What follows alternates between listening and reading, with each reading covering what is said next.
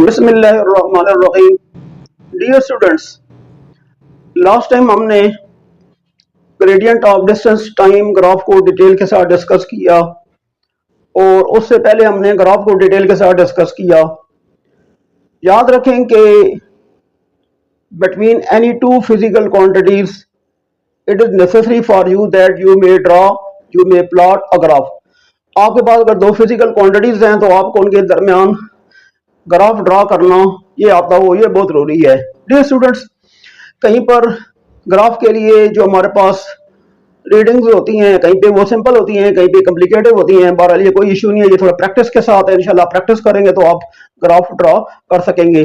But आपने ये ख्याल करना है कि आपने जो इंडिपेंडेंट क्वांटिटी है उसको आपने अलॉन्ग एक्स एक्सिस ले लेना है और जो डिपेंडेंट क्वांटिटी है उसको आप अलॉन्ग वाई एक्सिस ले लेंगे।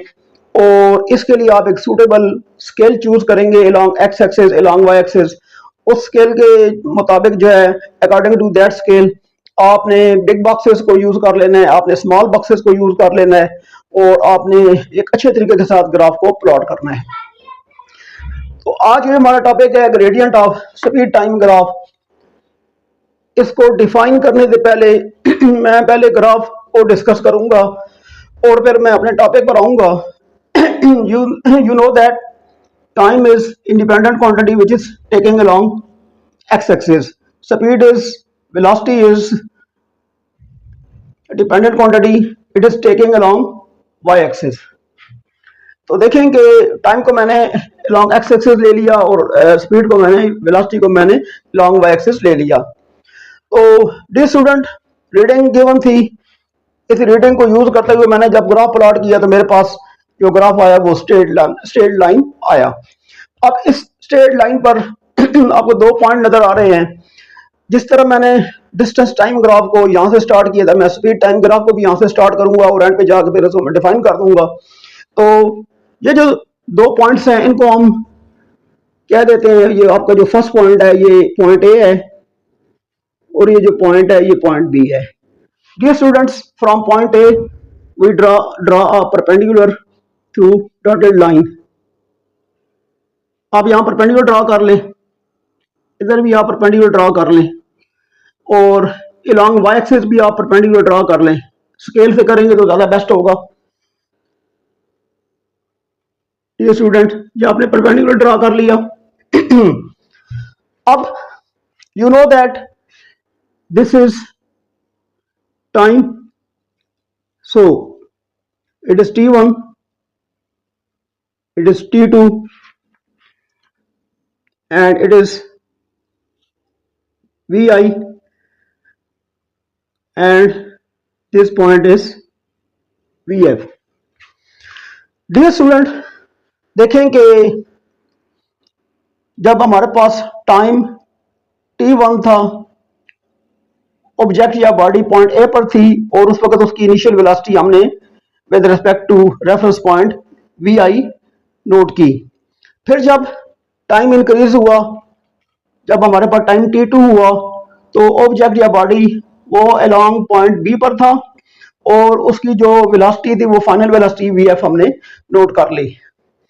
डियर स्टूडेंट, अब सिमिलरली मैं यहां पर पॉइंट ए से राइट साइड पर परपेंडिकुलर को एक्सटेंड करते हुए यहाँ पे डॉटेड लाइन से ये ड्रॉ कर लूंगा।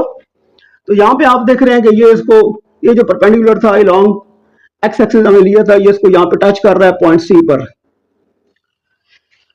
तो you are looking that we obtain right angle triangle ABC. हमें यहाँ पे राइट एंगल ट्राइंगल एबीसी भी मिल गई है और हमें यहाँ पे एक रेक्टेंगल आप देख रहे हैं O-T2-B PF, ये हमारे पास एक रेक्टेंगल है, ये भी हमें मिल गई है और यहाँ पे हमें ट्रायंगल है, ये भी हमें मिल गई है। हमें इसको यूज करते हुए हम ग्रेडियंट फाइंड करेंगे। तो डियर स्टूडेंट, देखें from time t1 to t2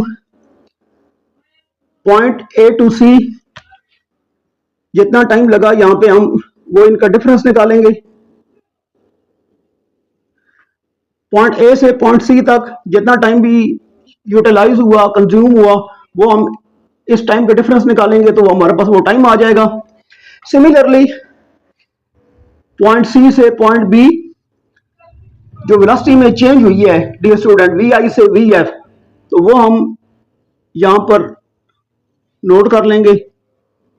from point C to point B, this is the change of velocity V F minus V I. तो डियर स्टूडेंट हम यहां पर अब इसको डिफाइन करेंगे। यू नो दैट स्लोप और gradient of speed time graph, slope और gradient of speed time graph will be equal to, you know that BC perpendicular by AC base, ये लास्ट टाइम आप पढ़ चुके हैं। It is the ratio of perpendicular to the base in any right angle triangle, तो BC by AC आ जाएगा। अब BC आप जानते हैं VF माइनस VI है, और AC जो आपके पास है ये टाइम है T2 माइनस T1, और ये जो आपके पास है ये चेंज ऑफ वेलोसिटी है, चेंज ऑफ वेलोसिटी या चेंज ऑफ स्पीड। और dear student T2 minus T1, ये जो टाइम का डिफरेंस है ये वो टोटल टाइम है जो ऑब्जेक्ट ने कंज्यूम किया from point A to point B तक पहुंचने में, तो इसको हम टोटल टाइम कह देंगे, टोटल टाइम। तो dear student this will be equal to delta V by T, which will be equal to average acceleration, which will be equal to the average acceleration। तो डियर स्टूडेंट्स आपने यहाँ पे देखा हमारे पास जो कंक्लूजन निकला, जो हमारे पास रिजल्ट निकला, वो हमारे पास एक्सेलरेशन की फॉर्म में आया। तो this is average acceleration of the body. In this case we may say that, हम यहाँ पे ये कह सकते हैं कि जब हम ग्रेडियंट फाइंड करते हैं स्पीड टाइम ग्राफ का, तो gradient of speed time graph will be equal to the average acceleration of the body. तो जब ये आप ग्रेडियंट फाइंड करते हैं तो ये आपके पास एवरेज एक्सेलरेशन आएगा।